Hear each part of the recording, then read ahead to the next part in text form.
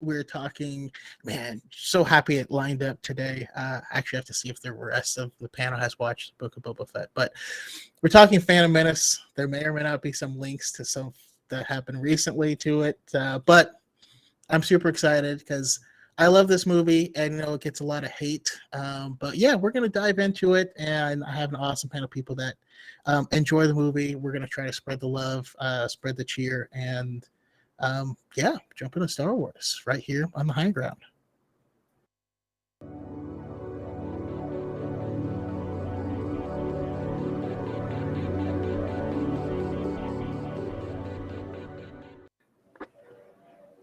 All righty. Hello. How's it going, everybody? Good, really good. Good. Awesome. I'm excited to talk Phantom Menace. I've said it before a few times, but when I very first started the podcast, I went through all of the films. And so I feel like I had like 6,000 followers when I did the Phantom Menace. And it's nice to be able to do it again. And now that I have so many more like varied opinions and stuff like that, it's going to be super cool. So yeah, I'm excited to jump into it. And we got a lot of love. We have Jordy Jedi because I think you guys are fairly close to each other.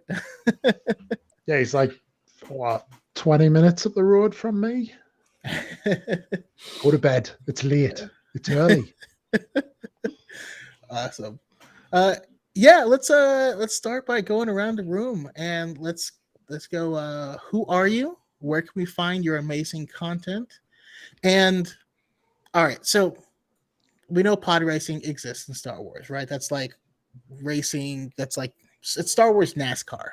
My question to you is, what other sport or activity do you need? Would you watch competitively in the world of Star Wars? I'm curious if you guys have any. For me, I would like some sort of thing analogous to table tennis, to ping pong in Star Wars, because I feel like with a bunch of alien species, that would get hype really, really quick. I don't know. I just kind of need that. But I'll go to Ari first. All right. Hello, everybody. My name is Ari. You can find me on TikTok at ari.in.space, on Twitter and Instagram at the Millennium Pod _ or at Millennium Pod _ I don't even know my own handle, but that's fine. And it's called that because that is the name of my Star Wars podcast, The Millennium Pod. It's very chill, very fun, very casual vibes. So check that out if you don't get tired of listening to me today. And if I had to think of a sport, so I was thinking about this question, and I think it would be really neat if they made a Disney Plus series where every week was highlighting a different sport, but Star Wars version. And because basically I don't know which sport I'd want. I want them all. So that was my solution. Was just Disney Plus sports channel Star Wars. And we could, have more racing type things, some team sports. It might be interesting to have Star Wars football. I don't know. I feel like Wookiees would be really good at that. But yeah, that's what I want. That's my pitch. If I ever get hired by Lucasfilm, that's first on the list. But now I'm picturing if the teams would be mixed among species, or each species would have their own team. Your team of Gamorreans has a great line, but no one's fast. You're not. Yeah. I don't know. I'd love to see it. Yeah. How about you, Obi-Wan? Yeah, so I'm Obi-Wan.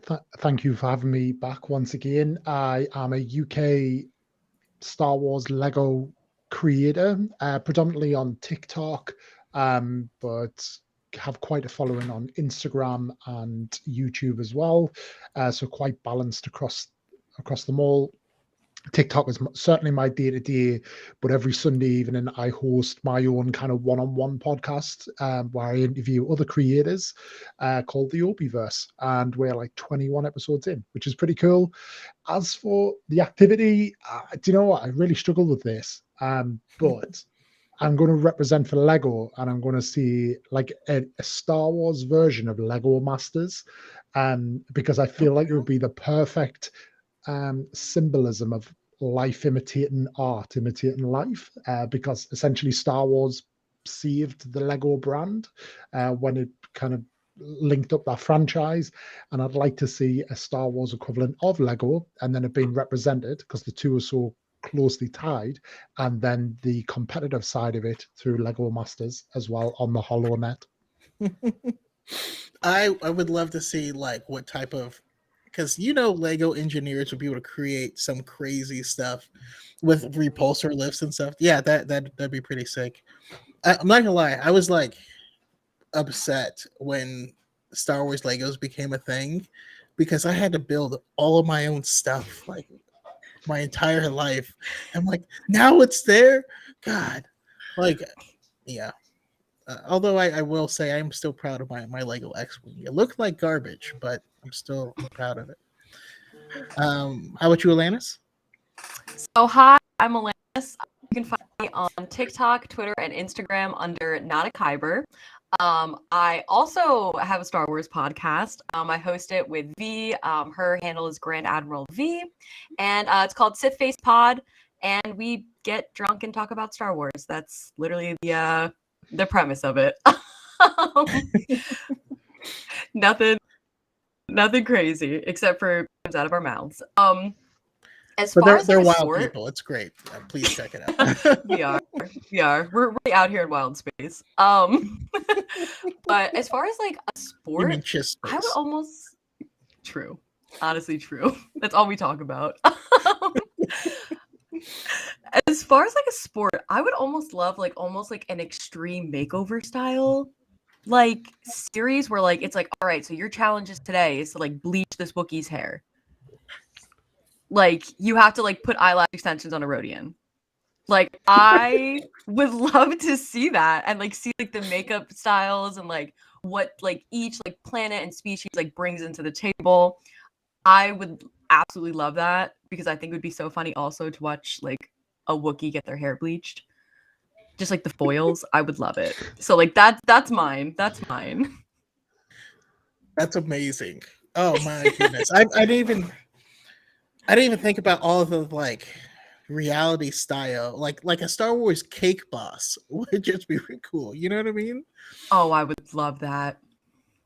With like Dex as the main like host. Absolutely. Yes. Absolutely.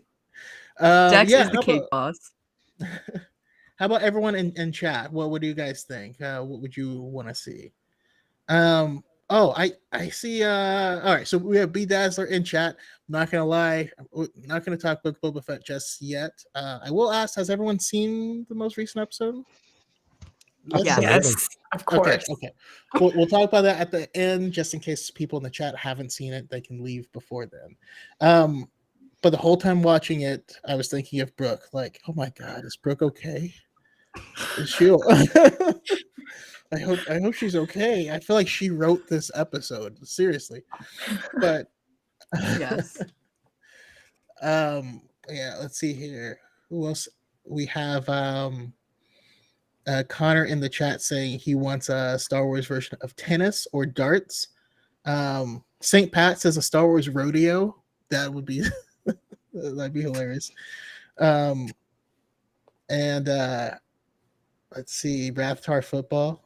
That sounds terrifying. Yeah. Star Wars Master Chef. I don't know. There would just be so many like really cool things, but also narrative things like a Star Wars version of The Sopranos. Like where in a world where organized crime like is prevalent, like what do they watch by way of organized crime? As a Jersey girl, I would love that. Or like the show Cops. I don't know. That would be amazing. I feel like I can talk about this all day. Star Wars Wayseeker says, I would like to see a Pimp My Ride in Star Wars. That'd be amazing. But all right, let's let's kind of jump into it. I did a post because I saw Obi-Wan talk about his love for the Phantom Menace. So I had to go ahead and post a positivity checkpoint for the Phantom Menace because it gets too much hate. It gets way too much hate, and like the response was overwhelming. And I was like, okay, that settles it. We're jumping straight into the Phantom Menace this week, so that's why I brought you guys on. And I gotta ask, like, what's your first Star Wars memory, and what also is like, and tell me about the first time you saw the Phantom Menace. I'll go to Opie first. Oh, I mean, this could be dangerous coming to me first on this one because I can go all in on this. So, I mean, Star Wars, I can't even remember my first memory of Star Wars. I was born in 1985, and like Star Wars was done by the time I was of conscious age. My parents loved it, my mum in particular. So I kind of just it was something we watched pretty much every weekend. We always had the tapes, the VHS tapes. So yeah, it was kind of like done. It was a big part of my life. And then that was it. And then we got the kind of the remastered versions of the original trilogy on the cinema, went to see those. But a Phantom Menace, the Phantom Menace was the first one I went to see exclusively at the cinema. But obviously back then cinemas kind of weren't what they are now. You literally had to kind of queue down the side of the cinema to like, and then it was like first come first serve. There were no like pre-ordering tickets. So I remember like queuing up like 3, 4, 5 hours before the doors even opened. Went with my cousin. He was a big Star Wars fan, and I just kind of like just sat in awe at 14-year-old for like 2 hours and just watch something for the first time in that scale, experiencing it in that way. And I think of the prequel trilogy as well, it's kind of it's the least offensive like CGI as well. I think it has a lot of natural kind of scenes, whereas obviously when you get into the other two, and then you bring the clones in, you bring the other worlds in, it becomes far more CGI. Whereas I feel like the Phantom Menace, although not wholly natural, it is more kind of natural to the eye. So yeah, I just loved it, and then I think it ultimately came down to that expectation, that sense of expectation, going 14-year-old, bright-eyed. Nothing could never have failed to me, and it was the first Star Wars film that I saw exclusively at the cinema, and it will always be that to me. Yeah, you really can't like the energy plus being a kid there. Then I mean I can't wait to speak to people who were my age when the Phantom Menace came out, when they saw the Force Awakens, because I feel like it had to have had the same vibe. I was older and more jaded by then. But yeah, how about you, Alanis? What was your Star Wars experience overall, and then your Phantom Menace experience? So it's funny you say that. So I was born in 98. So Force Awakens was actually like the first Star Wars movie I got to see in theaters.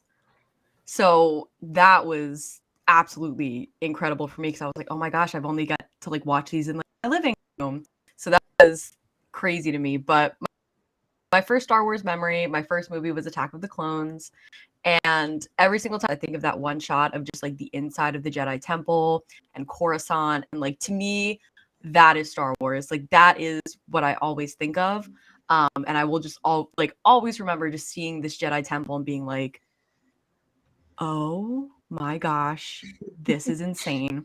And I will always, that's why I love also Attack of the Clones. So that's like a special like memory for me. But immediately after that, I started watching the rest of them, and I fell in love with Phantom Menace, obviously because I love Obi-Wan, but because I just loved everything about it. Yeah. I loved the storytelling. I love Star Wars politics. That's like my guilty pleasure. So that's like the movie pretty much. And I love the feeling of it. I love the mix of like CGI and puppetry. Love just how goofy it is. It feels like Star Wars to me. And that's why like it will always be near and dear to my heart. Awesome. I love it. And I have TRS in the chat. It's cool if it's not your cup of tea, not your favorite movie. The thing I love though is that even if it's not, there's still some awesome things that you can pull from it. There's still some amazing visuals and characters that originated in it that we got to see for the first time that have made a huge impact on Star Wars as a whole. Like it is in the community an absolute like cultural touchstone and a landmark event that you can't really. I mean, yeah, it was just good stuff. How about you, Ari? Yeah, so I was also like a month old when the Phantom Menace came out, so there was no seeing that in theaters for me. Although I mean that would have been interesting. But I feel like I watched maybe A New Hope and Empire Strikes Back like growing up, but I honestly didn't get into Star Wars until the sequels were coming out, and my dad was basically like, "Oh my gosh, we haven't watched Star Wars," and I was 16 at the time. He's like, "You're like 16 and I've never showed you Star Wars properly." And so we watched all the movies, but not all the movies because we did it machete style. So we skipped The Phantom Menace, which is just super ironic that it's like now one of my favorite Star Wars movies. But yeah, we skipped it. Watched The Force Awakens. I was like, this is awesome. Star Wars is so cool. Was super excited for The Last Jedi. Got bogged down by people, kind of went away from Star Wars for a little bit until The Rise of Skywalker came out, and I was like, okay, well, I'm gonna go see the new Star Wars movie because like I like Star Wars, whatever. Watched it. I'm a sucker for that movie as well, and was like, okay, I need to go back and rewatch all the Star Wars movies now. And I was like, this time I'll watch, episode 1, even though everyone says it's terrible. And I did. And I was like, are you kidding me? Like literally it was like 2019 December when I watched it for the first time, and I was like, are you kidding? Like, why did all these people tell me this sucked? It's so fun. It's so fun. And then quarantine, COVID kind of hit, and that's really when my Star Wars like craziness took off because I had all this time, watched everything. So that's like in a nutshell my experience with Star Wars. But it's been a sweet last 2 years, just like getting into everything. Started reading the books this year. It's just I love this universe so much, and my only regret is that I didn't get into it sooner, especially like the Phantom Menace. I'm still upset at everyone in my life who told me not to watch it because it's so good. and that just kind of goes to show you that even if some people dislike it, like there is something to love for everyone, and we don't want to deprive people of that. Like let us try things, let us like things. Exactly. Can I just say as well, just looking at the chat, as a lot of kind of attention gets drawn to the pod racing, and then obviously Duel of the Fates, which is arguably the greatest scene in cinematic history. But I have a lot of love for the opening scene. Like imagine kind of seeing that for the first time, a young Ewan McGregor, Liam freaking Neeson, like in Star Wars, rocking up to be all like Jedi diplomatic. They try to get poisoned and they just tear through droids. And we kind of saw it today without saying too much, but it's not that often you get the chance to see people tear through stuff with lightsabers, because they kind of can't tear through people. But the game, the Phantom Menace game, I think I had it for the PlayStation 1, the PS1. It was brilliant. And that scene where you just kind of break out of the meeting room, tear through the battle droids, get caught by the droidicas, epic. Love it. That scene was as good as any opening scene for me. Yeah, I mean, especially going along with that, now that I just wonder how different it is now that like the Clone Wars exists. If you were to go back and watch it, because prior to the Clone Wars, this is the only time we had ever seen this period of time. This is the only time we'd ever seen multiple Jedi together fighting. It was the first time we saw a ship that wasn't grey. The Republic cruiser was a red ship. Yes, that's true. I don't know. It's just fascinating. All right. So before we actually like get deep into the movie itself, I gotta ask, what character? We'll do a lightning round. What character do you guys identify with?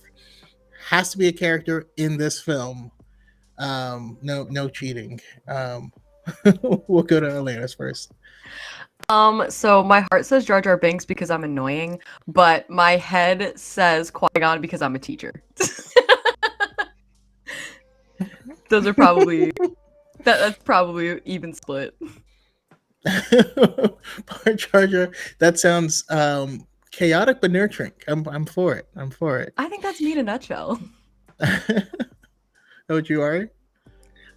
So my first thought when you sent us that question was Maul, because I too could probably defy death with a grudge, but I have to agree with Alanis. Also Qui-Gon. I'm in school to be a teacher right now, and that's just my passion. I think Qui-Gon, I could talk about him forever and why I think he's an excellent teacher. So, yes.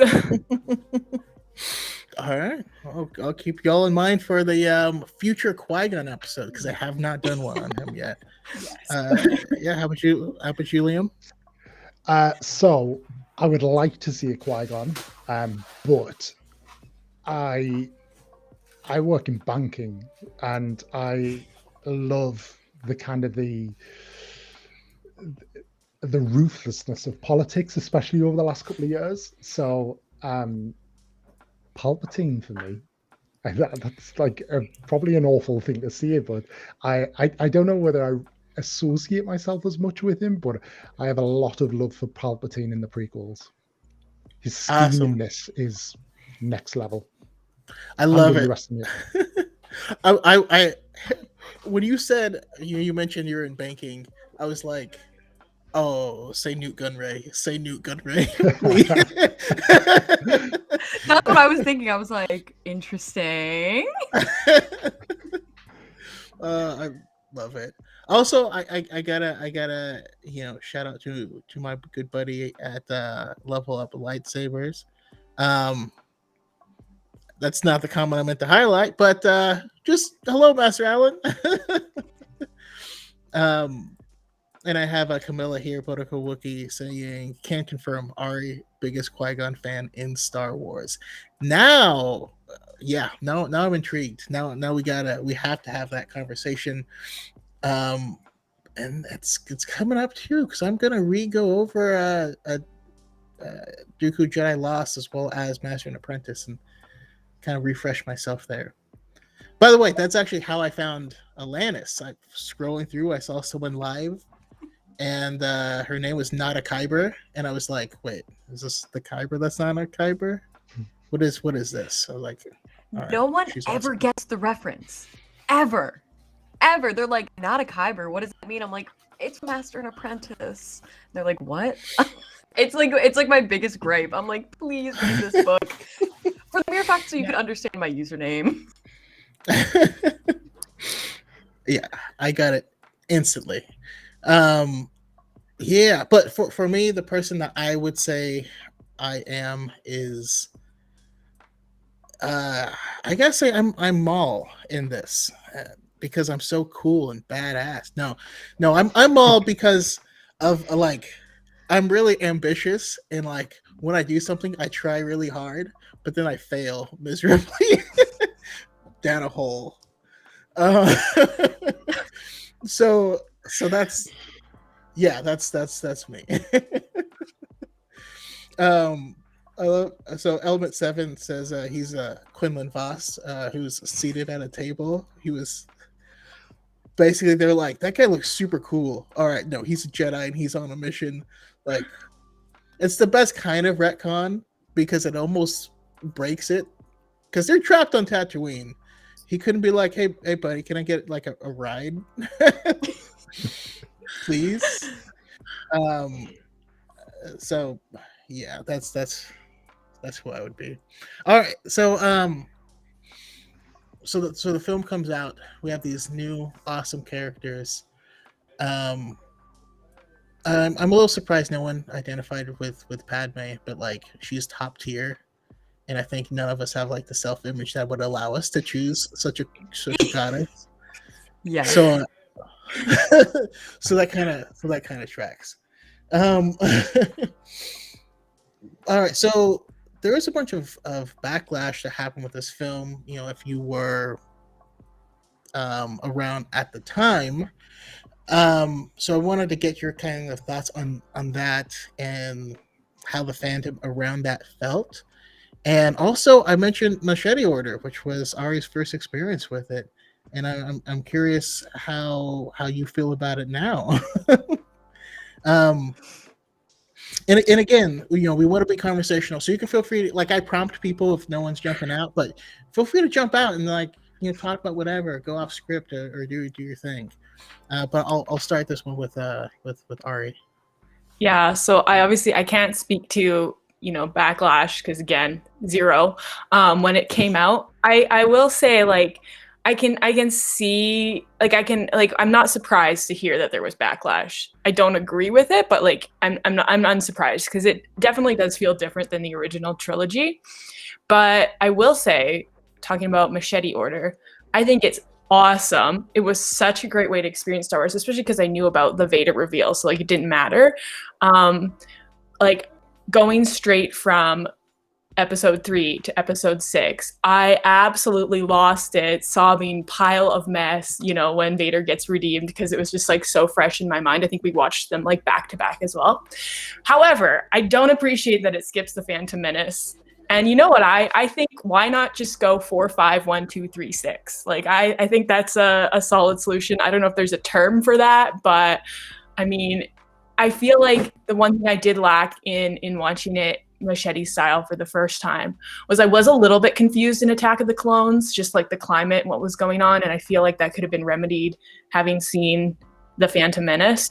So that's my thing. I will die on the hill that you need to watch A New Hope first. But Brooke's saying that's the Godfather order. Okay, so yeah, that's my vote. The Godfather order, if you know about the Vader reveal, because watching episode 3 and then episode 6 is just beautiful. And nothing, I don't think anything could beat that first experience. So that's my Machete Order. It's like it's one of my biggest gripes in Star Wars. I hate the Machete Order. For me at least, I feel like Phantom Menace is like almost like the perfect prologue for like everything that goes on.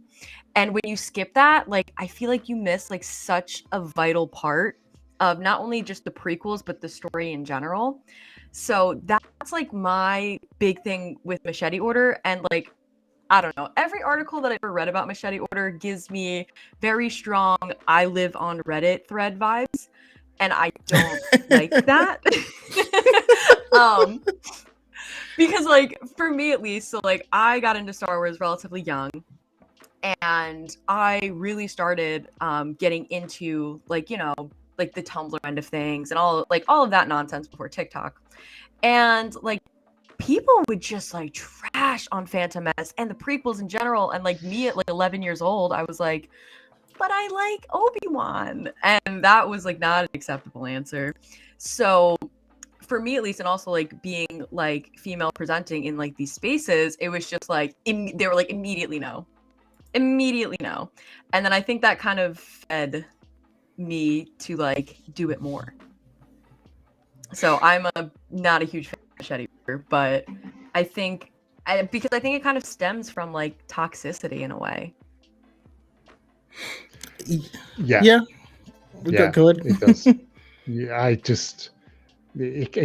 that's exactly what it is. I'm not going to. I do not need to see anything more than that. It's. I feel like it's important. Yes, there are kind of bits to it that aren't great. I think, Jar Jar gets far too much screen time, but to their credit, I think they realized that, because I think if Jar Jar had been a bit more welcomed and a bit more of a success, he would have had a lot more time in the other 2 films. So they acted upon that. But yeah, to go after the actors as well, and quite often talk about the kind of the Jar Jar actor, but Jake Lloyd got a lot, and yet again, I think I still watch it as that kind of 14-year-old kid at the cinema for the first time, and I still don't see it. But then I kind of think you get angry middle-aged men probably watching it for the first time, who are staunch like original trilogy fans. This is not my Vader. I think, you know what, that you're probably never going to please those people, and we still see that today, right? You know, that's what we're seeing with Boba Fett at the minute. Some people are very angry about that, and you just like, and I think I commented on this, I think last week. It all comes down to expectations, and I think people hype things up to such an extent that their expectations will never be met, and that for me is what it comes down to, sadly. But I think if you can just sit down and enjoy it for what it is, you'll actually have a good time. Now, do you think that, let's just say Jar Jar was only in like 1 or 2 scenes, do you think Machete Order and any of the hate that kind of sprung from the prequels would have existed? Oh, it's tough. It's tough to see because if you take him out of that, he's almost like the source of energy within that kind of second act, that center act. Mm-hmm. Now, whether you vibe with that energy is a whole other issue. But then if you just simply pull him out, there's almost like a big gap there. But then if you recognize that gap then exists, and you then are able to replace it with something, potentially that works in its favor. But yeah, I to be honest, at the same time, look, Jar Jar, like he's over the top more than anything. That's how I would describe him in that film. Yes. But I don't feel like he needs to be pulled from it entirely as well. I just think that there's like 1 or 2 things that he just needs to be pulled from, like when they're in Naboo and they spring the trap to kind of free Padme, and he kind of falls from the bridge. And you didn't need to do that, did you? Like you didn't need that. Yeah. I feel like the battlefield scene as well. I feel like it almost could have been his redemption rather than anything. He really could have rose to the occasion there, and the silliness could have just been trimmed a little bit. And I think that would have really rounded his character and his own arc off. But they kind of had him throwing grenades around and riding a cannon of an AAT. You know? Yeah. Yeah, I would have to disagree, because I think if sure they absolutely could have toned him down personally, but people knew that they were getting a prequel to Star Wars. People did not realize that they were going to see Vader as a child. They thought they were going to get a young Vader being, a badass and like doing stuff like that. And I still have to. My thought is it's still an expectation versus reality thing. Of this is the story I thought I was getting. But even thinking about Jar Jar, you have to admit George was right. Like, there's 2 types of franchises. One will age itself with its viewers, and then the other one will kind of remain centered on the whole family. If you're a comic book reader and you fell in love by reading Spider-Man comics when you were little, when you get older, you still enjoy the Spider-Man comics, but you're probably reading something more mature and advanced on the side, and had it grown up and got dark, I don't think it would have had the same staying power. I think it's been doing what it needs to, overall. And I think the other cool thing about Phantom Menace, so like obviously I'm a teacher, and next year I'm actually teaching a Star Wars elective, which is outrageous. Don't know how I got that passed, but one of the things, I have a lot of kids who are like, oh, like Miss B, like I started watching Star Wars, and they love Phantom Menace. Like, cause they, like, where I work, there's really not a lot of like pop culture competency. So like they don't really, like, full fan side that we do. And they love it. They think it's funny. Like, they're pulled in with, obviously like the lightsabers and the battles, and they know who, Anakin becomes, but they are just like, oh my gosh, like he started as like a slave on Tatooine. What? Like, how did he become this? And I'm like, bestie, watch Attack of the Clones or Revenge of the Sith. Come back to me. So, and that's one of the things that I love about Phantom Menace, because like at its core, I think it's such a great movie to bring like younger kids into the series because it's digestible. Because like A New Hope is like it's kind of a lot, and Phantom Menace, I think it's such a good introduction, and I do love it. Yeah, that's beautiful. I mean, let's just jump full into the movie itself. Earlier, Obi-Wan, you were talking about like that opening scene where, uh, admittedly, I love how you said how it's a great place to jump in, because as a kid, I had no idea what was happening, but it was cool. Yeah. I had no idea, but it's one of those things where the more you watch it and the older you get, you're like, oh, this is what they're doing, and this is supposed to be, and then you start to understand the politics behind it, and it's something that your first you watch it at 8, and then at 12, and then at 16, and then at 22, and it's different movies, even though it's the same part, and a lot of those things don't, like you said, don't get the credit because we have these two main scenes, but it's a smaller moment. It shows you exactly what Jedi are supposed to do and who they're supposed to be. That really brings you into it. I mean, how do you guys feel about let's just kind of talk about the first half of the movie. What jumps out at you in the first half? I think the first half. Oh no, you go. Go ahead. No, you go. Okay, I was just gonna say I agree. I'm just like, I agree with everything you guys are saying. How it's like right off the bat, you're like, whoa, Jedi immediately, and like awesome Jedi at that. And this movie really makes me feel like a kid. So I can totally see, I can totally believe you when you're saying, oh, your students love this movie, because like, again, it makes me feel like I'm 5 and watching it. It feels like Star Wars. So I think it starts great, and then we're on Tatooine, which I love. I know there's been a lot of chat lately, like, why are we still on Tatooine? I'm like, I love Tatooine. Give me Tatooine forever.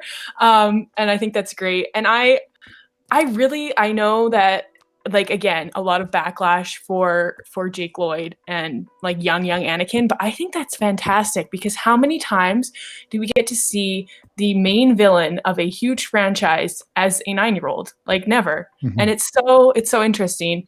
And to go off of that, with your question earlier about if we removed Jar Jar, would this movie have gotten the same amount of hate? I want to say yes, just judging by the amount of hate older Star Wars fans seem to have for like kids in Star Wars, because I mean, Ahsoka got that treatment, Ezra got that treatment, so I feel like it would have been similar, but I love it.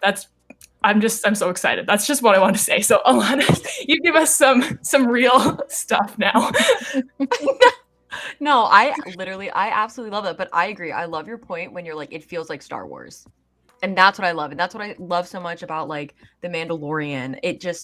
There's a vibe, if you will, that is so uniquely Star Wars. And I think it comes through with Phantom Menace like so hard. And one of my favorite scenes in Star Wars in general, and this is like the most minute, unimportant scene, is when Qui-Gon is like trying to mind trick Watto.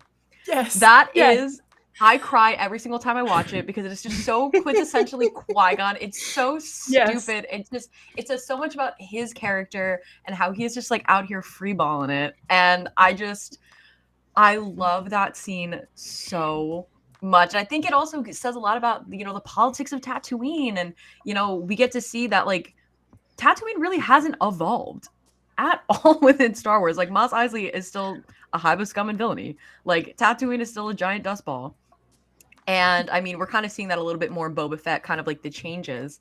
But I think like that is one of my favorite parts of like the first half of the movie, and just how it feels like Star Wars. And it's like, I don't know, it's like getting like a hug from a Wookiee or something. I just love it.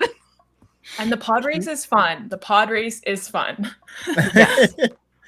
Okay, when the destroyer droids, the droidicas first rolled up, I was like, What is that?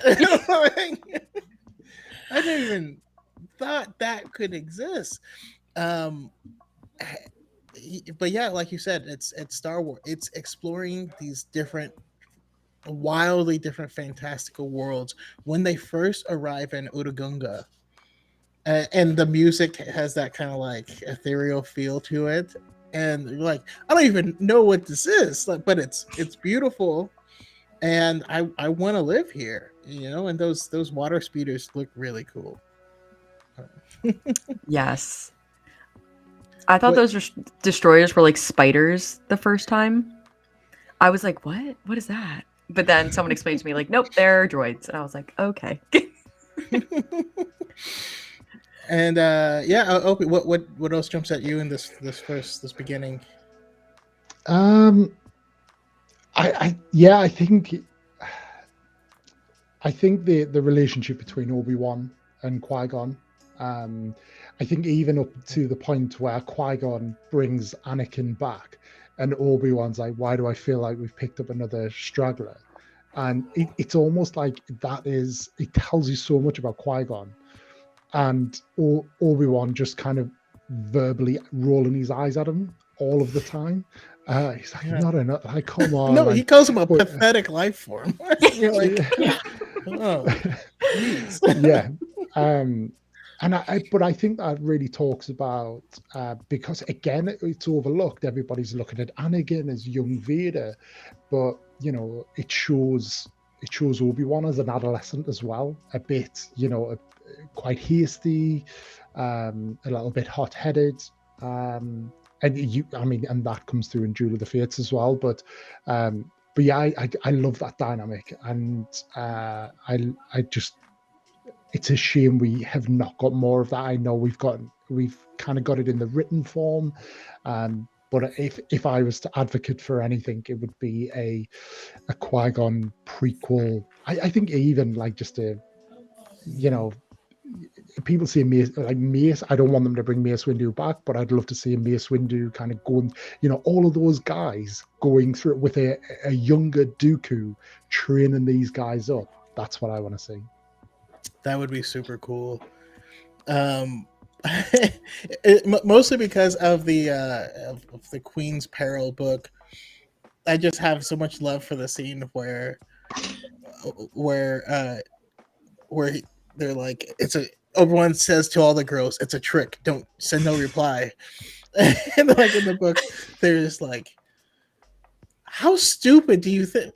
Who is this guy? Like, can you go now? Like, I don't know.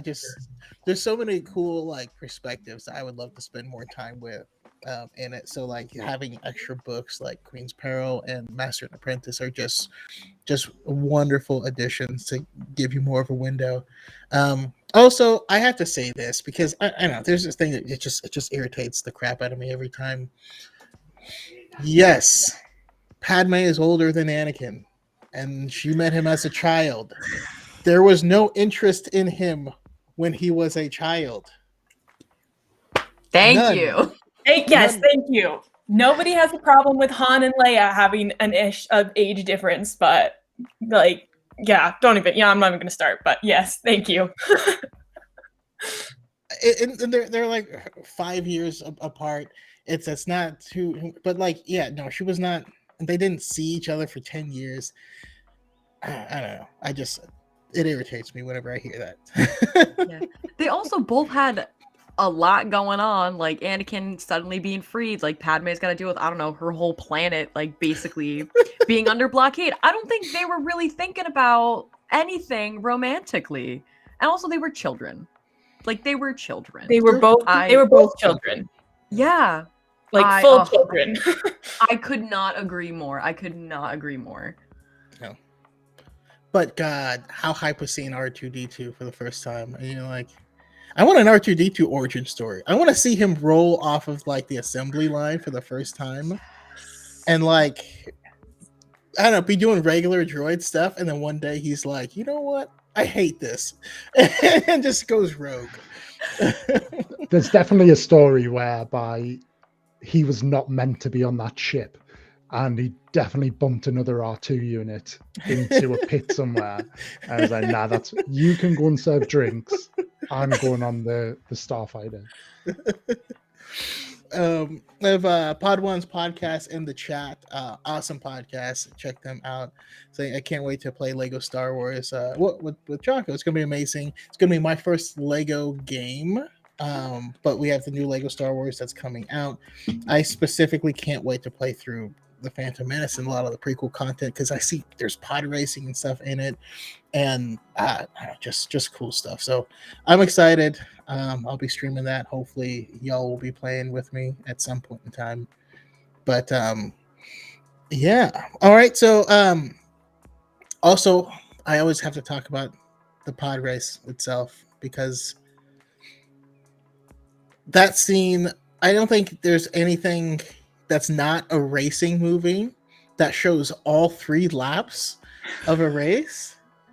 But like George Lucas is a madman, but it's funny because he clearly thinks of stories as stories. He doesn't think of the medium. He's like, no, I want to tell this story. People be like, that's a terrible idea for a movie. And he's like, no, I want droids in the desert for 45 minutes. And you're like, the sound design is unmatched on the pod race. There's no music, there's no nothing. And also Opie, you're my age, so like you remember surround sound didn't exist until like that year. Yeah. So that's the first time you ever like sat down and you heard the engines behind you and stuff like that. Oh my, it was poetry. I don't. Any final thoughts on like that kind of the first half of the film before we on start the moving forward? Just on that as well, I think where it works really well, and this is probably more how they've incorporated this going back, but the like going forward and how we look at it now, which we certainly didn't appreciate then, but probably didn't exist there. But the pod race was a great way of bringing the Star Wars universe together. We got to see Jabba, which obviously was a cool little moment for original trilogy fans. And that was probably the only Easter egg at the time. But then you get what we now appear to be Beggar's Canyon, again, referenced by Luke. We see the Tusken Raiders, which there's a lot of love for now. We see them taking pop shots. But then Aura Singh just stood on the canyon. So, and that's the one thing I love the kind of Easter eggs and references that possibly weren't, they were nothing at the time, but then as kind of different creative minds have come in, they've looked at a character and thought, yeah, we can do something with that. And Aura Singh, who was an absolute veteran of the Clone Wars. Yeah, I mean, a young Jocko saw her and was like, Am I into this? I'm uncomfortable. I need an adult. But yeah, no, I learned a lot. Also, I think there's another a story. Does anyone else subscribe to the theory that there was a thing going on between Anakin's mom and Qui-Gon? Yes. Yeah. 100%. Absolutely. 100%. Favorite ship in Star Wars. Kidding. But no, they were definitely 100%. That hand on the shoulder the next morning, that was something was happening there. Yeah. It's the way she tells him there is no father. It's the way she's like, there's no man in this house. Also, can we just talk real quick about how after Qui-Gon puts Anakin in the pod and then goes back to the group, and Shmi's like, is he worried? Is he nervous? Whatever. And Qui-Gon's like, he's fine. Like, that is ultimate dad and mom old married couple vibes. Yeah, it's true. Let him live his life, like the kid's hanging off of a tree precariously over rocks, and then dad's like, nah, he's cool. Like, listen, I hung over rocks and sharks and stuff all the time, so like I got fine. And you're like, it's not how it works. Okay. When Qui-Gon's big brother is Rail Avros, there's no way he didn't have a thing with Shmi.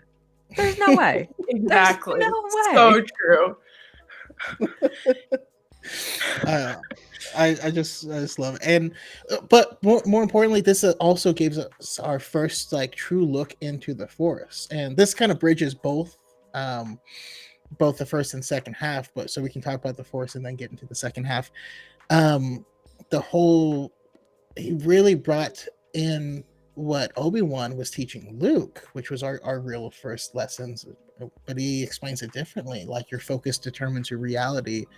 And I don't know, we just get a few small lessons and then we watched him do these great things, and it just, I don't know, it felt special. I know people hated the Metachlorians. I loved them personally. I didn't get the hate, but I don't know. How did you guys feel this? You learned from the Force, and yeah, we can just jump into the second half of the film. I think it's perfect. Like I'm also a little bit biased. Your focus determines your reality is like in my top favorite Star Wars quotes of all time. It's like honestly have become like my mantra and like everything I've ever done. But I love how we see how Qui-Gon is like, you know, a master to Obi-Wan, and then we can kind of see some of those parallels and also how they were different with Obi-Wan and Anakin, and then Anakin and Ahsoka, and it's just the trickle down effect that starts from Phantom Menace is like unmatched. It's unmatched, and then I mean, like, of course, obviously, like the lightsaber, like Duel of the Fates, come on, but it felt like the Force was described less as like almost like this is a surprise tool that can help us later, and more like it's a part of us, and that is what it was like super special to me. Yeah, I love it. Your guys' thoughts, Ari? Yeah, I really like how Qui-Gon describes Anakin as a virgin in the Force. I think that's so interesting, and I wish we would have gotten more like in the live action, because I mean we learn a lot in the Clone Wars, but just for like casual fans, that just, it sounds weird, like okay, whatever. But it's such a like important thing, and it's so important to the prophecy, and I feel like the Phantom Menace set up so much about that, and then they kind of went away from it for whatever reason, backlash, etc. But I just think it's so interesting. And I also, talking about like the master and apprentice dynamic, I think in this movie it's really neat that we really see that, because by the time we get to Attack of the Clones, Anakin's, you know, been a Jedi Knight, or not a Knight, but he's been, you know, in a Jedi for a long time. And so, you know, he's sent off on his own doing whatever. And we don't see them kind of working together as master and apprentice until the final act of that movie. Plus the first bit as well. But it just feels like in this one, we really see, you know, what it's like to be a Padawan with a master. Like, you know, you just follow them around. You might be like, what are you doing? But I'm going to listen to you anyway. And I think that's such a neat dynamic that we get to see here. Yeah, and you know, young Obi-Wan with his little Padawan braid. How do you make Ewan McGregor look bad? You give him a little Padawan braid. That's all it takes. And he still rocks it. And he still rocks it. They tried, but he's still fine. One of like the biggest like things that annoy me is, because I get a lot of hate on this on my TikTok, like constantly, is people who are like, Obi-Wan like hated Qui-Gon, and Qui-Gon was like abusive towards him. It grinds my gears, like you can't imagine. Like literally read Master and Apprentice. Yeah, but even like prior to me reading Master and Apprentice, I never read the relationship as cold. I read it as, okay, you have this mentor figure who you're gonna kind of go against because, you know, you want to be a little rebellious. You want to go your own way. Like, I believe, and correct me if I'm wrong, he was like 22 in Phantom Menace, I believe. So it's like 25, I think. Okay, he was even older than I thought. Okay. Yeah. Right. So like he's not like this teenager. So when Qui-Gon like, you know, is like, hey, maybe I want to take on this other Padawan, it's not like Obi-Wan is like 15 and like not developed. Like, he's an adult. Like, it's okay. Yeah. It's just like that is the one like toxicity part of it, besides everything else that happens with like Phantom Menace, is just like the one little bit that I don't know why it just it just gets me every single time. I think with that though, is it not that a lot of people base they see like the ground zero or the benchmark for the master Padawan relationship as Obi-Wan and Anakin, which wasn't a good relationship. And like if Yes. people failed to see that you kind of failed them. Like, yes, it wasn't Obi-Wan's entire fault, but that was not the perfect dynamic. He was more of a brother than a master, and I think that's Qui-Gon was able to separate himself from that. So yeah, I think there's a lot of that, but I think again it comes down to people. It is the benchmark. It's what people see for themselves. Like it's how they've been introduced to it, and what they see as that entry level. But Hard Yeah. agree. Hard agree. Well, but I mean, along with what you were saying, it is funny because a lot of people will. These are like coming of age tales for like young people, and whatever situation a young person is in, there's a character in this that they can relate to. Yes, sometimes it leads to people projecting weird things off of people where it doesn't quite apply. But it is what it is. I was just thinking though about the moment where I mean, this whole film, The Phantom Menace, was about revealing of these like deeper, darker truths, and we get that over and over again throughout the whole film. But my favorite one, well, I guess my favorite too, is the first reveal of Maul, because I was like, he's in the hollow and he's like takes off and he steps up and he looks tough. And I mean, he looks like the devil. Yeah. And you're like, no, hard pass. Immediately no.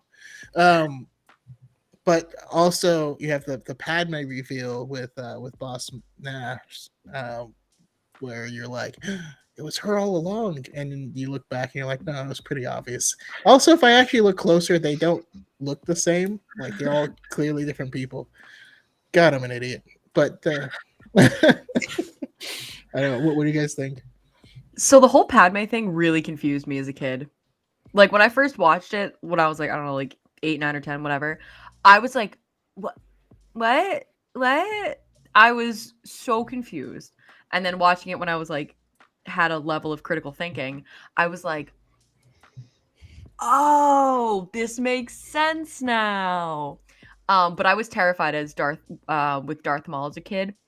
Like when he came back in Clone Wars as like Spider Maul, I literally like was so afraid of it that my mom would have to like check my closet for Spider Maul. Like as a kid. She was like, he's not real. And I was like, no, he's in there. He's in there. He's like ready. But now I think Darth Maul is just such an interesting character now, but I was terrified of him as a kid. Terrified. Spider Maul. Spider Maul. That's all I can think of now. Spider Maul is scary. Yeah. Even me at 20 watching the Clone Wars was a little bit, I wasn't having it with Spider Maul. No, I was laughing because in the chat, Ven said, my mom always forgets Maul's name, so she calls him Space Satan. Accurate.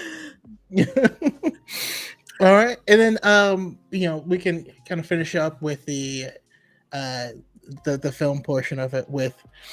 We have that final battle, and like the thing to me that makes Star Wars, even though it didn't happen until Return of the Jedi originally, but we have these 3 kind of battles that are all taking place. One in space above, one on the planet below, and what's going on inside the palace. And I always love having the interplay of these different scenes jumping back and forth.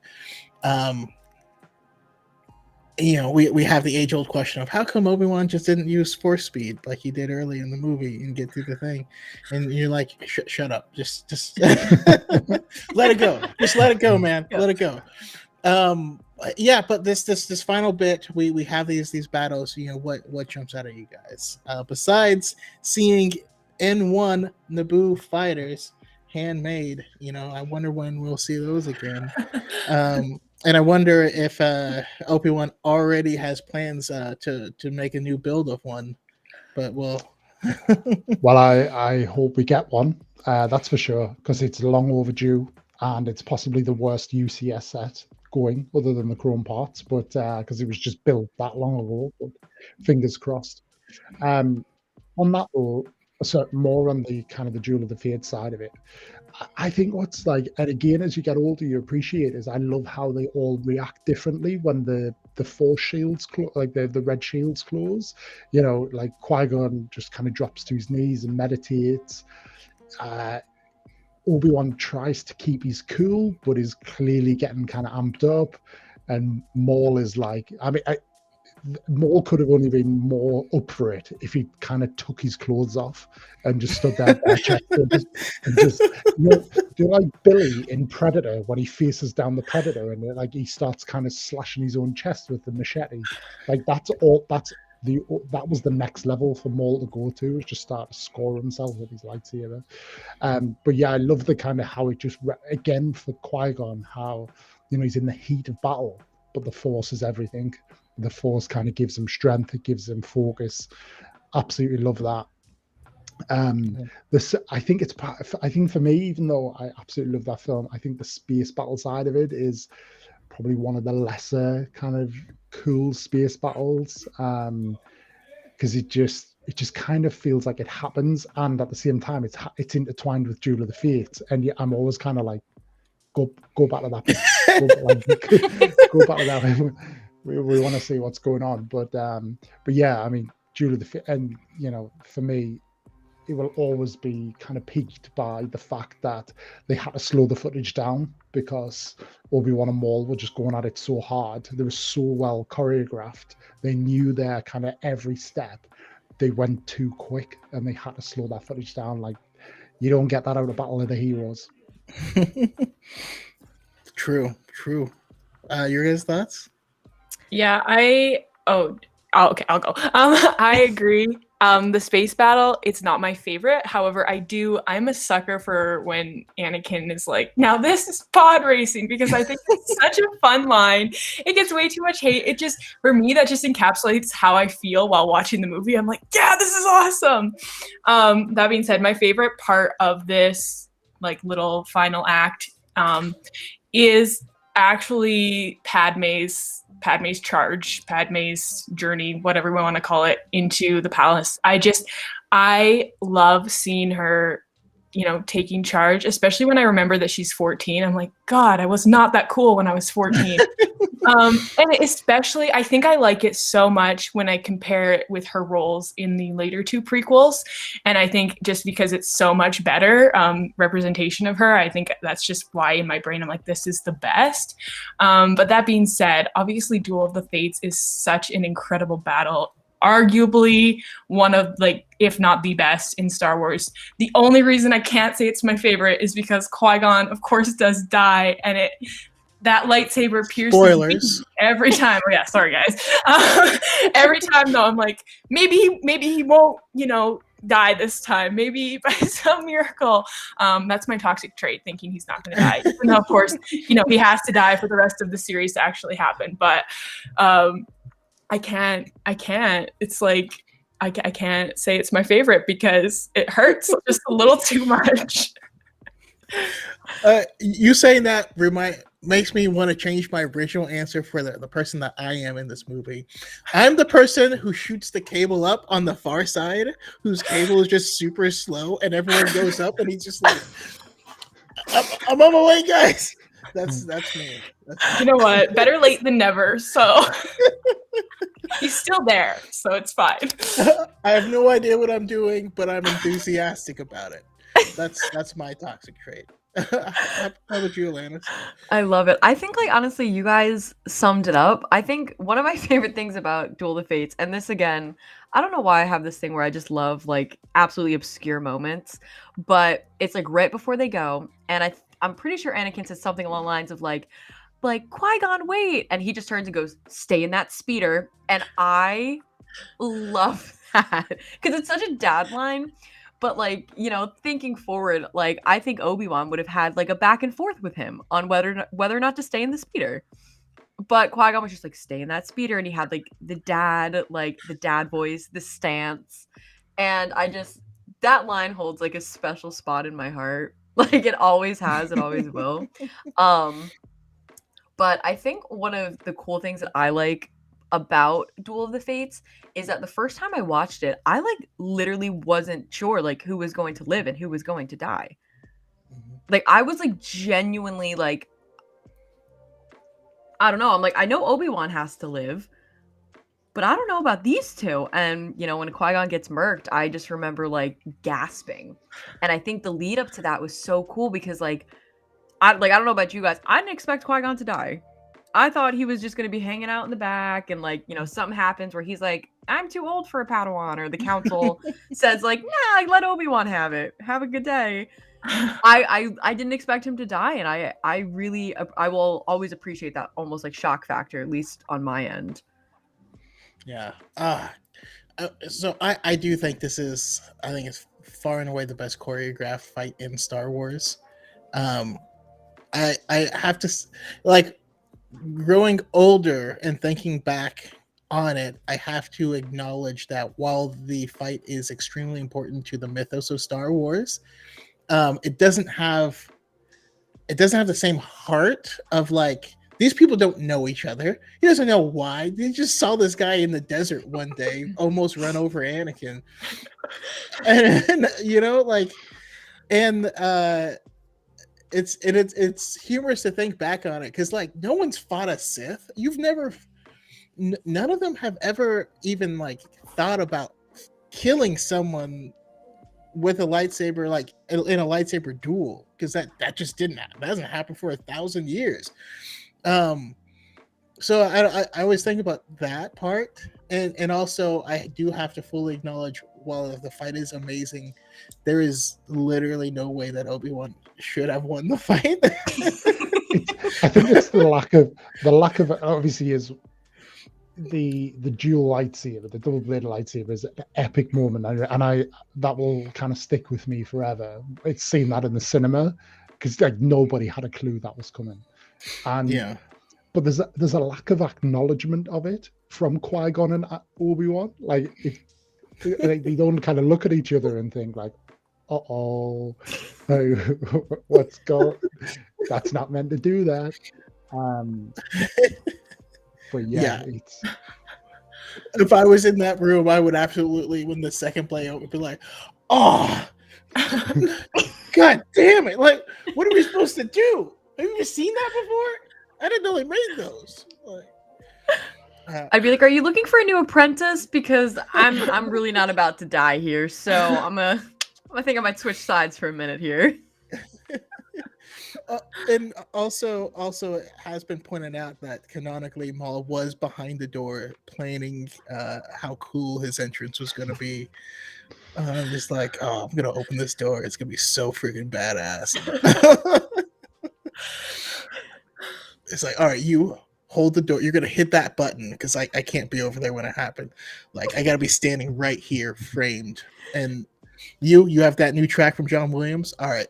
You hit play when I tell you, not a second earlier. No, when the track hits, it's incredible.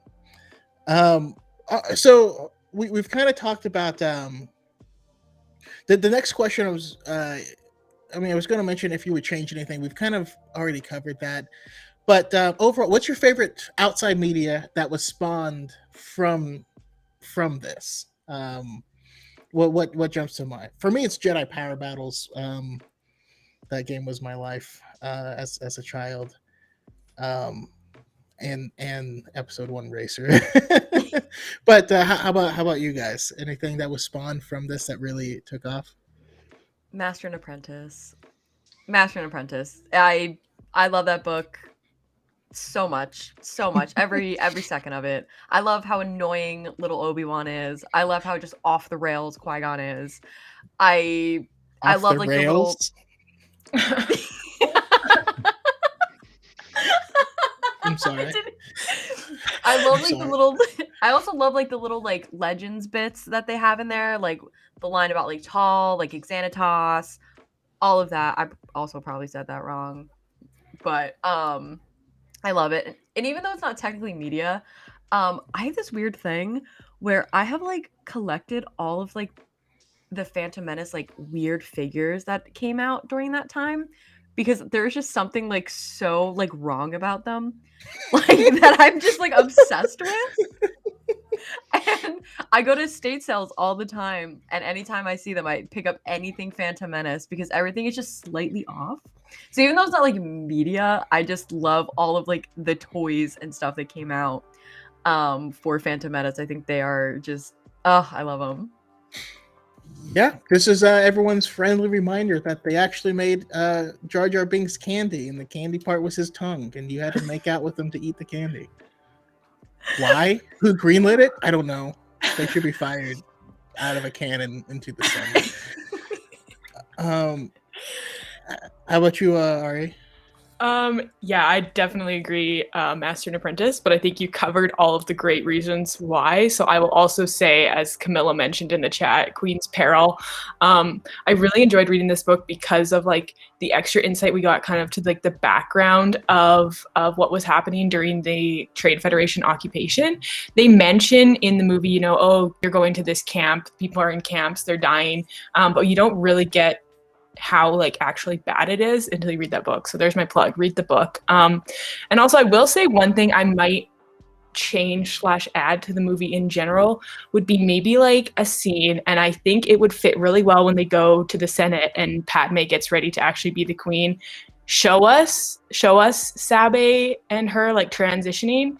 I feel like that it could be super fast, and you know the kids that get it would get it, and then the kids that don't, whatever, that's fine. But I feel like it would help just a little. And I also think that's such a cool part of, you know, Padme's story with all of her handmaidens, which you do get in Queen's Peril. So again, read it. But I feel like adding that in might make it just like that little bit better. Now you're making me sad. Sakura. I'll be okay. Yeah. How about you, Liam?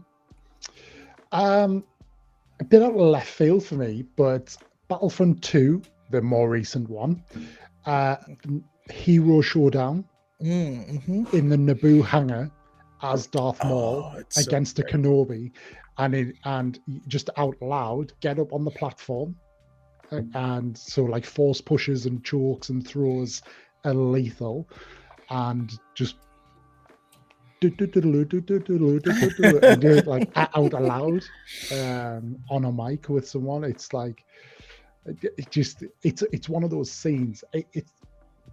Duel of the Fates is one of those scenes that you want to recreate yourself in. It's, you know, in video game, and I can't remember. I remember really enjoying the initial game for the PS1, but the Duel of the Fates just doesn't stick in my head in the same way.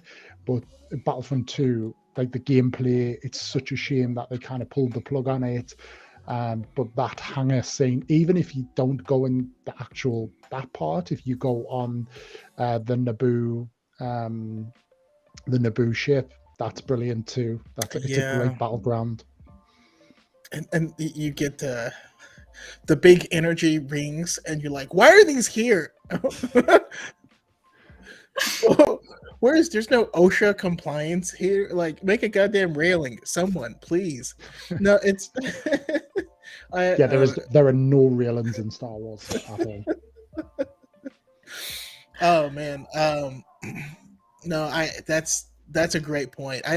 My mind doesn't even go to things that recent, but God, I had so much fun playing, you know, even the other part of Naboo in Battlefront 2, you know, where we got the original trailer of that. Not clear. Battle droids and their little personalities and stuff. But I think Darthman 86 may have said it best. Clone Wars essentially came out of it. Yeah, I feel like it's cheating, but it's true. It's absolutely true. But awesome. All right, so that's going to kind of wrap up our Phantom Menace discussion. I would love to real quick. All right, here's what I'm going to do. I'm going to have everyone go around, give final thoughts on it, where we can find you and all your stuff. And then after that, we're going to go around again and do a quick round on Book of Boba Fett. Sound good? Yeah. All right, perfect. We'll start with Liam of just going around if you have final thoughts on Phantom Menace and where we can find you and your awesome content. Sure. Yeah. So, simple bottom line, The Phantom Menace is my favorite prequel film. I'm not saying it's the best. It's just my favorite. But it all comes down to expectation, and it will always come back to me being a 14-year-old kid seeing Star Wars for the first time on the big screen. So that it will always have that for me. As for where you can find me, predominantly on TikTok. So the OP1 handle is my TikTok handle. Within there, you'll find links to my Instagram and my YouTube as well. But yeah, I'm across all three platforms. Awesome, and always making awesome stuff. I look forward to jumping on your podcast, which goes on every Sunday. Correct? It does indeed. Beautiful. And how about you, Alanis? So honestly, my biggest thing with Phantom Menace, it doesn't have to be your favorite. You don't even have to like it, but there's no need for like negativity around it. Star Wars is Star Wars, and the fact that it's been out for close to 2 decades now, and people are still hyping on it, like, move on, besties, move on. But I love Phantom Menace. Always have, always will. But you can find me on TikTok, Twitter, and Instagram under Not a Kyber. And then if you would like to listen to my podcast, we are under Sith Faced Pod on Twitter, Instagram, and TikTok as well. And yeah, we just drink and talk about Star Wars. Awesome. And last but certainly not least, we have Ari. Yeah, so as somebody who skipped the Phantom Menace for a while, I just want to once again say, don't do that. Don't be like me. Don't listen to people who tell you it's not good. It is good. I totally agree with you, Alanis. Like, even if you don't love it, even if you don't like it, acknowledge that there's a lot in there that definitely adds to the world, and it's important and it's fun. Okay, once again, the pod race is fun. You can find me on TikTok at ari.in.space and on Twitter and Instagram at millenniumpod_. I got it right that time, and that's the name of my Star Wars podcast, The Millennium Pod. So if you're interested, check that out. Awesome. Thank you, everyone, for coming by and for chatting with me about Phantom Menace. Because I love watching. Like, this is one of the. Oh man, I need to make. I'm gonna make a listing of ranking the most fun Star Wars movies. That's what I'm gonna do. It's up there. This is way the heck up there. Yeah, I love it. Anyways, thank you guys. That's going to end the conversation on this. We're going to move and do a quick round or two talking about Book of Boba Fett, because I nearly vibrated out of my chair while watching it. I don't know how y'all felt, but yeah. What do you? We'll go to Ari first. Oh my first gosh. thoughts. What happened? What happened? Well, as I said earlier, I love Tatooine, and this was yet another love letter to Tatooine. So of course I was thrilled. I will say I was not expecting to get Din Djarin like right away. But what a fun episode. Like, oh my gosh, the more I think about it, the more I'm like, that was so fun. I do need to rewatch it because I've only seen it once so far. I do need to rewatch it knowing that Boba doesn't show up, because there was that lingering thought in my head, like, we're getting into this episode, like, where is the title character? So that was weird, but the episode as a whole was so good that, like, I can't even complain. Sorry, Boba. And yeah, just all of the references, especially the wizard reference. Shout out to my boy Kitster, the OG. this is wizard guy. I almost cried. It was like 2 a.m. when I was watching it. I was like, I never thought I was gonna hear Din Djarin say something was wizard, but God, I loved every second of it. It felt wrong. It was like It did, a it little. feels like when your mom starts using slang and you're like, Yeah. "Mm, you used it right, but at what cost?" How about you? How about you, Liam? How'd you feel about it? So absolutely loved the episode, and that was problematic because I think more so than anything, very agree with you, Ari. It was weird that Boba wasn't in it. It was the best episode and the title character's not there. But I think more than anything, as much as I've really enjoyed this series, I haven't loved this series. I haven't kind of finished an episode and thought, I can't wait another week, which you get with The Mandalorian, and that's exactly what's happened today. And I'm more looking forward now to season 3 of Mandalorian than chapter 6 of the Book of Boba Fett, and you shouldn't feel like that. Like I don't feel like that's how it should be. But I think there's kind of two main things on that. It just shows how good the Mandalorian is and how well that has been written. But actually, when we take it all the way back to where we started about the Phantom Menace and expectation being really key, there was no expectation with the book with the Mandalorian, because he was a brand new character. With Boba Fett, there is expectation, and will they ever be able to meet that? And that leads me into the second part of my thoughts, and this has kind of been reiterated through the series. People talk about wanting a Vader series, more of a Luke series. I don't think we should ever have that. Those guys should have the strongest of cameos, like what we got in Rogue One, like what we got at the end of season 2 of Mandalorian.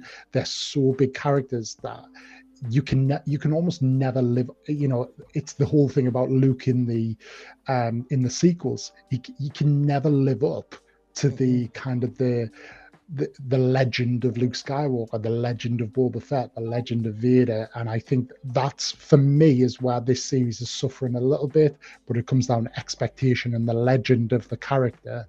But again, it's then kind of competing with The Mandalorian, which is potentially, certainly for me in the last kind of 3 years, Marvel aside, through a Marvel into this, The Mandalorian is the greatest thing that's been made in a very long time.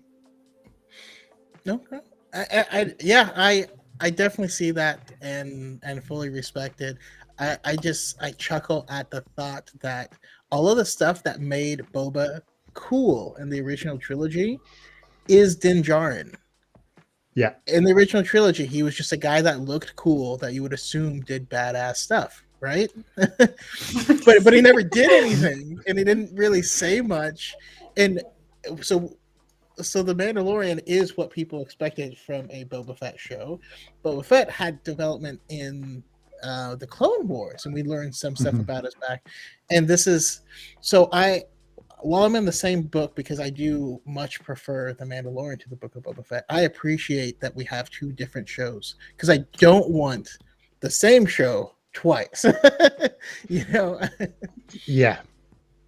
And I think that's it for me, is that today's episode has really kind of almost just made them one big series, and I didn't want that.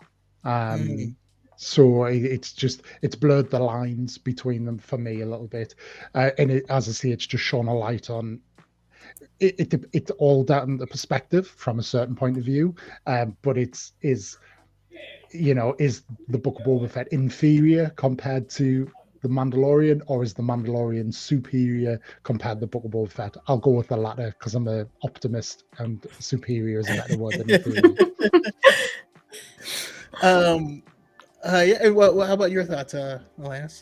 I mean, Phantom Menace fans stay winning. Like, that was brilliant. I mean, shout out to Brooke, who got some horrific Snapchats from me this morning.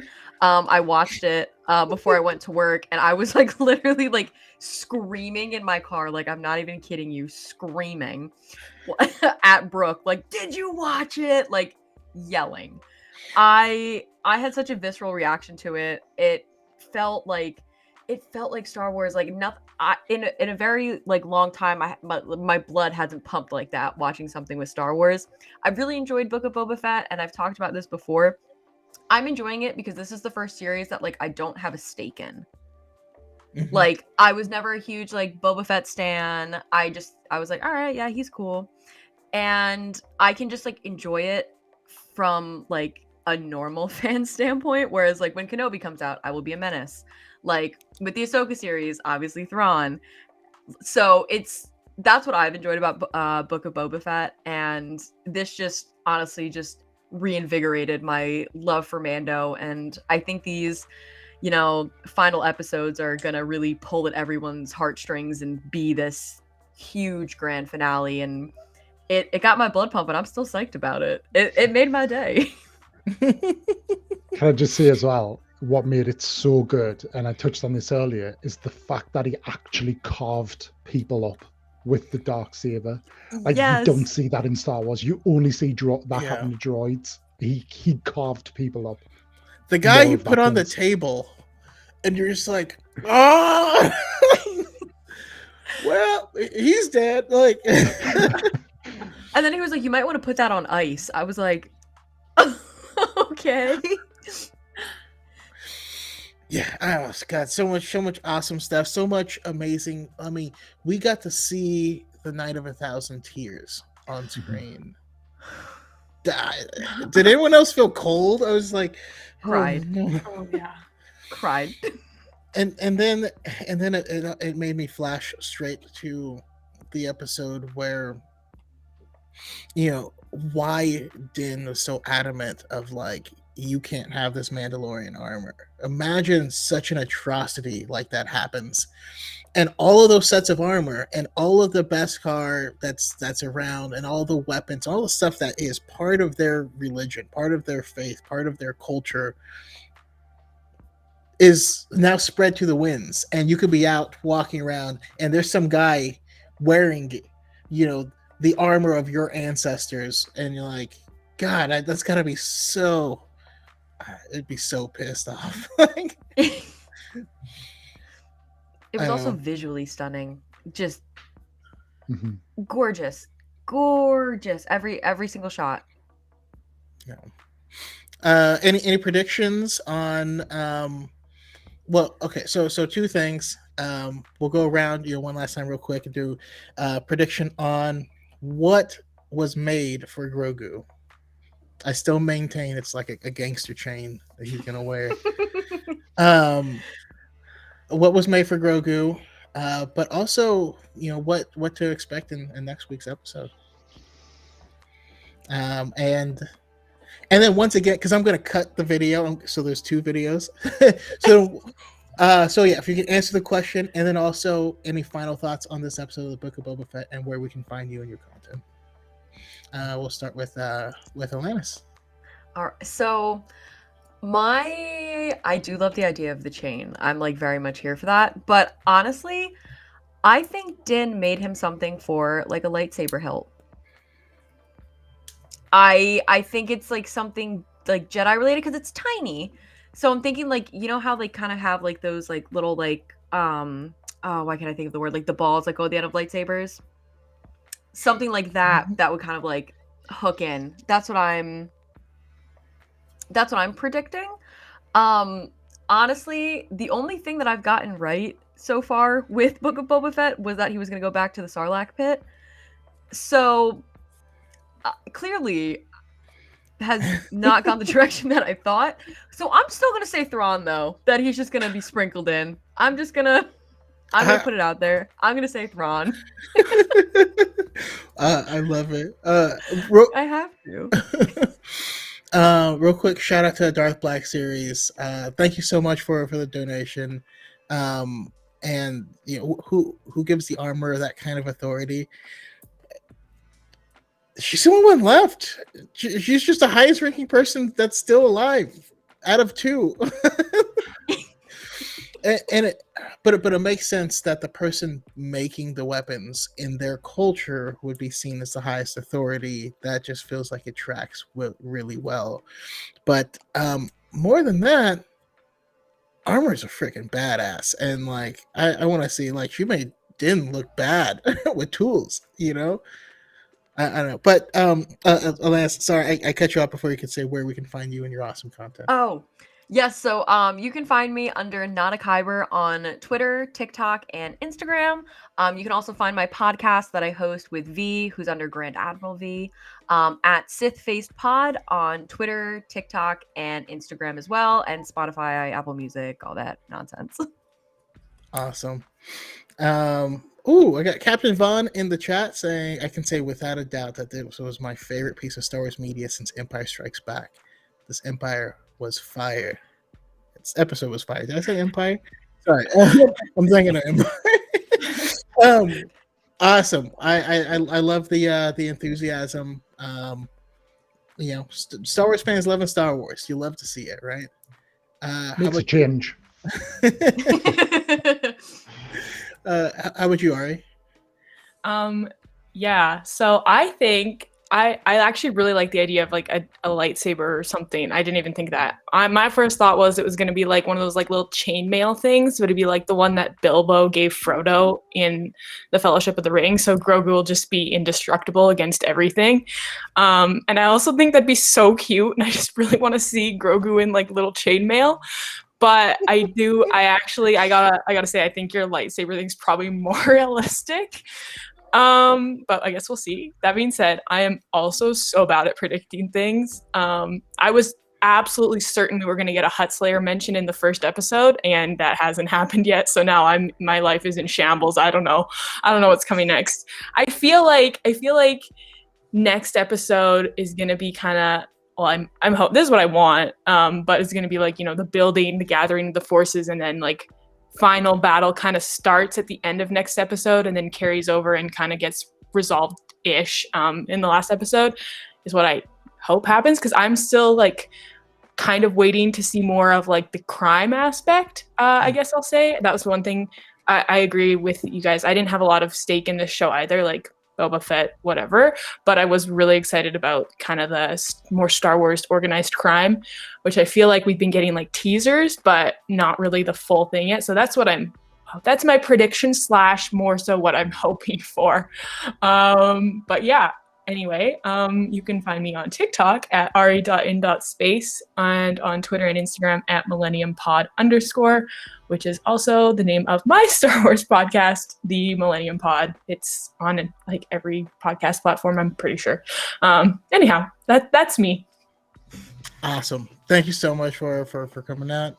Last but not least, Liam. Wait, did I start with you? No. No. So I think in the what was made for Grogu is, I think, a Mudhorn kind of like pendant, or just and I think what it'll represent is the start of his own clan, and that's how he'll kind of regain his Mandalorian status and have it that way. But yeah, I think a Mudhorn to represent and to signify that, you know, Grogu is a foundling. This episode really threw me. So I was convinced that it was going to be a 1-season deal, and Boba, they were essentially bringing Boba back to make him the hero, to then kill him off and almost pass on the mantle. Now, that could still happen. And do you know what? I don't know. But I think, I do think, I know the new ship was awesome, like the Naboo Starfighter, but I feel like that could be a bit of a swerve. And I still think, and this is what I said going into it, so I'm going to stand by my guns, although I'm less convinced. Boba dies and Mando gets the fire spray, and then we get a new like paint job on it. I'm less convinced. However, the one thing I would absolutely love to see happen is when the muscle shows up, the Pikes turn up with their own fleet of bounty hunters as well, and we see Bosk go at it with Black Chrysanthemum. That's all I want to see. Awesome. Yes. And on that lovely note, you can find me on TikTok at Obi-Wan on a daily basis, usually 3 times a day, doing all sorts of weird stuff at the minute. And then you can find me on Instagram, so OP1, but instead of the I, it's a 1 because somebody beat me to it. And it's a private account. How annoying is that as well? They don't even use it openly. And then you can find me on YouTube as well, and it's OP1 without the underscore, with the space in it. Sunday evenings, we do the Opiverse podcast, whereby it's a one-on-one conversation with other creators across all things kind of nerd fandom. And Darth Choco and I are in conversations about you coming on. Absolutely. Can't wait. I also might be coming on Alanis's podcast soon as well. Yeah. And maybe if I'm good, I might get an invite from Ari, but she's too At good. literally any time. Same goes for everybody on this panel. But that's my favorite thing about the community is all communicating, collaborating, introducing one another. It's amazing. We have amazing people in the chat as well, like Padawan's podcast. Luke is just awesome. He agrees. Wookiee versus Trandoshan. Bedazzler, who streams from time to time on Twitch, also has a store, Far Far Away Factory, which makes incredible stuff. We even have the Jedi Smark, who has a podcast called Ha. It's a podcast, just talks about random stuff. I was on there recently, and you get Unhinged Chaco if you're into that. We got Chris Star Wars Lawyer in the chat saying Dirge versus Chrysanthemum. Would love to see it. Star Wars Lawyer also has a podcast, a Two Black Two Nerdy podcast. Man, we Star Wars fans we're eating well. we're doing awesome, and it just couldn't be a better time. As far as my predictions, I do think that this was some type of chainmail that Grogu can wear under something, and it probably has a Mudhorn design. And who knows, maybe this is how he survives at Luke's Jedi Temple at some point in the future. We shall see. That being said, my predictions is we haven't heard the final thing for what happened with the Tuskens. Fennec Shan seemed pretty adamant that there's no way that the bikers would have taken down all of them. So there's more to that story. I think we're going to get it in the very next episode so that we can have a grand finale that resolves it. And who knows? Maybe that means that the Tusken girl that was whooping on Boba survived and is still out there. I don't know. We'll see. We need some resolution on that one. Anyhow, thank you guys for joining. Thank everyone in the chat who stuck around for this kind of double episode. Again, I'll be splitting them up, but we love it. Love you guys. We love this whole community. May the force be with you.